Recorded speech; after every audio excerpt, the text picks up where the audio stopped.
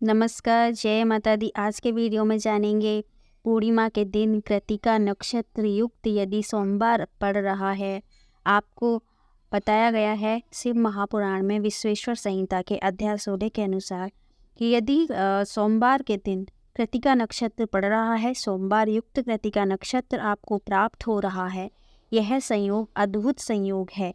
यदि आपने इस नक्षत्र में भगवान शिव शंभू की पूजा कर ली, उनका अभिषेक कर लिया, तो आपकी महादरिद्रता का समापन होगा। तो अब की बार ये जो नक्षत्र है कार्तिक पूर्णिमा को आपको मिल रहा है। कार्तिक पूर्णिमा में 26 नवंबर से ये दोपहर 2 बजे से शुरू होगा और 27 नवंबर यानी कि अगले दिन सोमवार को ये 1:30 बजे 2 बजे तक रहेगा। तो आप इस समय में जो सोमवार युक्त, वैसे तो कृत्तिका नक्षत्र है, आप शाम को भी भगवान को दीपदान कर सकते हैं भोलेनाथ को।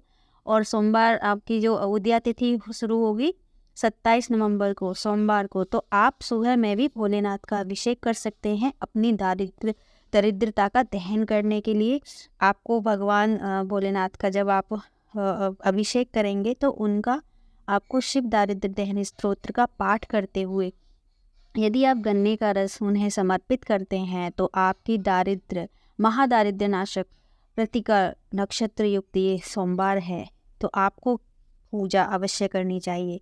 तो चलिए शुरू करते हैं। मैं आपको बताती हूँ किस तरीके से आपको पूजा करनी है। और ये शिव महापुराण के जो विश्वेश्वर संहिता अध्याय 16 के अनुसार उसमें देखिए क्या लिखा हुआ है। कृतिका सोमवारेषु शिवस्य यजनं नृणां महादारिद्र्य शमनं सर्व संपत्करं भवेत् ग्रह क्षेत्रादि दिनानाक्ष ग्रह पर्णाकारणे दिना, यानी कि ग्रहोपकारणा दिना। इसका अर्थ यह आता है कि कृतिका नक्षत्र से युक्त यदि आपको सोमवार प्राप्त हुआ है, शिव जी का यदि आपने पूजन उस समय किया है, जो मनुष्य शिव जी की ये पूजन करते हैं उसकी जो महादरिद्रता है, यह सोमवार उसको मिटाने वाला और संपूर्ण संपत्तियों को देने वाला होता है। घर की आवश्यक सामग्रियों के साथ ग्रह और क्षेत्र आदि का दान करने से भी उक्त फल की आपको प्राप्ति होती है। लिंग पुराण के अनुसार चंद्र की उत्पत्ति कृतिका में ही हुई थी, अतः इसको चंद्र का जन्म नक्षत्र भी माना जाता है। शीत रश्मि समुत्पन्न कृतिका शु निशाकर शिव महापुराण विश्वेश्वर संहिता में सोमवार चंद्र को संपत्तियों का दाता कहा जाता है। सोम चंद्र को कहा जाता है। आरोग्यम संपत्ति च व्याधिनाम शांतिरेव च।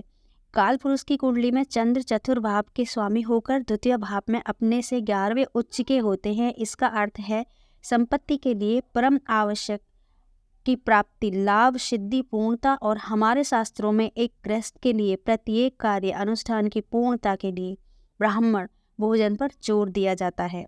संपत्ति की प्राप्ति का भी यही साधन है।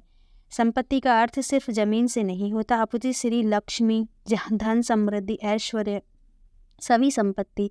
भगवान शिव ने सोम को समस्त राज्य का प्रदाता कहा है। गृहस्थ संपत्ति की प्राप्ति के लिए क्या करे, तो उन्होंने इसमें दिया है। शिव महापुराण के विश्वेश्वर संहिता के अध्याय 14 में विद्वान पुरुष वो सोमवार को संपत्ति की प्राप्ति के लिए लक्ष्मी की पूजा करें तथा सब पत्नी ब्राह्मणों को द्रतपक्व अन्न का भोजन कराएं, अर्थात उनकी पत्नी के सहित आपको ब्राह्मणों को जो शुद्ध देशी घी में आपने घी में भोजन तैयार किया है वो उनको आपको अवश्य कराना चाहिए यदि आप अपार संपत्ति की प्राप्ति चाहते हैं।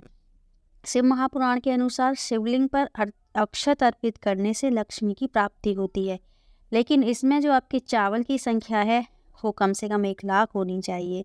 कार्तिक मास में दीपक की ज्योति में लक्ष्मी का वास होता है, अतः दीपदान आपको अवश्य करना चाहिए। इस दिन आपको दीपदान कम से कम अगर आप अक्षत लक्ष्मी की प्राप्ति चाहते हैं तो देसी घी, शुद्ध देशी घी या तो गाय का यदि आपको घी मिलता है। देखिए वैसे तो विधान है इसमें कि आपको 1000 दीपदान भगवान किसी भी आपके नज़दीकी शिवालय में भगवान शिव के सम्मुख आपको अर्पित करने चाहिए। लेकिन यदि आपके इतनी सामर्थ्य नहीं है तो आप 4-5 लोग मिलके भी 1000 दीपदान भगवान शिव को अर्पित कर सकते हैं। कार्तिक मास में इसका बहुत ही महत्व है। कहते हैं कि आप सिर्फ एक भगवान को यदि कार्तिक मास में दीपदान करते हैं तो इसका महत्व इतना बढ़ जाता है कि आपको कितने हज़ारों तक वर्षों तक, इतने हज़ारों वर्षों तक आपको भगवान शिव के धाम शिवलोक की प्राप्ति होती है। और यदि आपने 1000 दीपदान कर दिए तो आप ही समझिए, मतलब इसका किसी ग्रंथ में वर्णन नहीं मिल सकता। कोई भी आप वर्णन नहीं कर सकता कि आपको कितने अनंत गुना फल की प्राप्ति होगी, आपके पुण्य कितने बढ़ जाएंगे। तो इसलिए आपको ये दीपदान अवश्य करने चाहिए। हाँ, यदि आपकी इतनी सामर्थ्य नहीं है तो आपको भगवान भोलेनाथ को, आपको ये काम 26 नवंबर को करना है। आपको उनको दीपमालिका अवश्य अर्पित करनी चाहिए, अवश्य उनको समर्पित करना चाहिए। दीपदान जब आप करते हैं दीपमालिका में, आप 21 दीपदान भी कर सकते हैं, 11 भी कर सकते हैं, तो आपको इससे भी पुण्य फल की प्राप्ति मिलेगी। कार्तिक मास में दीप की ज्योति में लक्ष्मी का वास होता है, अतः दीपदान आपको अवश्य करना चाहिए। लक्ष्मी प्राप्ति की इच्छा के लिए किए गए दीपदान का, यदि आप दीपदान कर रहे हैं तो उसका जो मुख है वो उत्तर दिशा की तरफ होना चाहिए। शुद्ध गाय के घी का दीपक आपको जलाना चाहिए और इसमें आपको थोड़ा सा केसर और थोड़ी दाल डाल देनी चाहिए।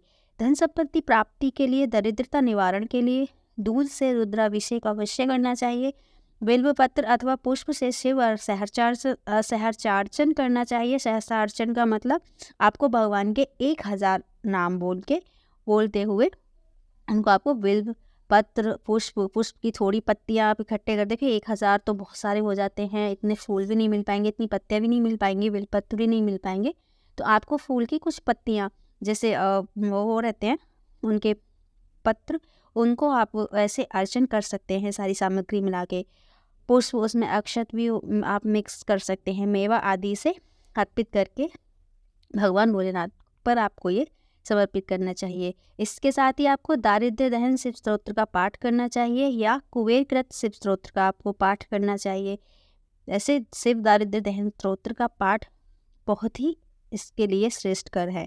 आपको जो निश्चित ही जो आपकी दरिद्रता है उसका शमन होगा, उसका नाश होगा। तो यह जो तिथियां है, यह जो संयोग है, यह हमें कभी कभी प्राप्त होता है। कार्तिक मास है और कार्तिक मास में सोमवार युक्त कृतिका नक्षत्र युक्त आपको सोमवार मिल रहा है, साथ ही पूर्णिमा भी आपको मिल रही है। तो इस दिन जो आप ये दीपदान और भगवान शिव का पूजन अर्चन करेंगे तो आपको आपकी दरिद्रता का तो नाश होना निश्चित है और आपको इसका अक्षय पुण्य फल प्राप्त होगा। ब्रह्मवैवर्त पुराण तथा महाभारत के अनुसार कृतिका नक्षत्र में घी और खीर से युक्त भोजन ब्राह्मण व साधु संतों को दान करने से उत्तम स्वास्थ्य की प्राप्ति होती है। उत्तम स्वास्थ्य सर्वोत्तम धन होता है। कार्तिक मास में कृतिका नक्षत्र में आपके लिए प्रस्तुत है स्कंद पुराण माहेश्वर खंड कौमारिका खंड से संकलित कार्तिक के द्वारा यह शिव स्तुति है। मैं इसको आपको दूसरी वीडियो में, दूसरे पार्ट में मैं आप ये शिव स्तुति को बता दूंगी, तो यह आप शिव स्तुति भी कर सकते हैं। इसकी फलश्रुति जो स्वयं भगवान शिव कहते हैं कि जो इसका पाठ करता है उसकी जीवन से दरिद्रता खत्म हो जाती है और उसको कभी अपने प्रियजनों से वियोग भी नहीं सहना पड़ता। वह इस संसार में दुर्लभ भोगों का उपभोग करते हुए मेरे परम धाम को प्राप्त होते हैं। इतना ही नहीं, मैं उन्हें और भी परम दुर्लभ वर प्रदान करता हूँ। तो आप यह जो आ रहा है शिव सोमवार को कृतिका नक्षत्र, इसको आप, तो यह कृतिका नक्षत्र युक्त सोमवार और साथ में कार्तिक पूर्णिमा, यह दुर्लभ संयोग है। इसे आप ऐसे ही हाथ से ना जाने दें और अपनी जो भी आपसे सामर्थ्य हो, जितना भी आपकी सक्षमता हो, आपको शिव पूजन अवश्य करना चाहिए। और दरिद्रता का नाश करने के लिए, धन प्राप्ति के लिए आपको यह जो मैंने स्रोत पीछे बताए हैं, आपको इनका पाठ अवश्य करना चाहिए। यदि आप खुद नहीं कर सकते हैं यह, तो आप किसी श्रेष्ठ ब्राह्मण से भी यह पाठ अपने लिए करा सकते हैं, रुद्राभिषेक करा सकते हैं। आशा है ये जानकारी आपको पसंद आई होगी। ऐसे ही और इन्फॉर्मेटिव वीडियोस के लिए मेरे चैनल को सब्सक्राइब करें और वीडियो को ज़्यादा से ज़्यादा शेयर करें। कम से कम आप शिव भक्तों के लिए तो आप अवश्य ही करें, क्योंकि वो ये सारी चीज़ें अपने जानकर वो लाभ उठा सकें और अपना जो आध्यात्म का जो मार्ग है उस पर आगे बढ़ सकें। भगवान भोलेनाथ का उनका सानिध्य प्राप्त हो।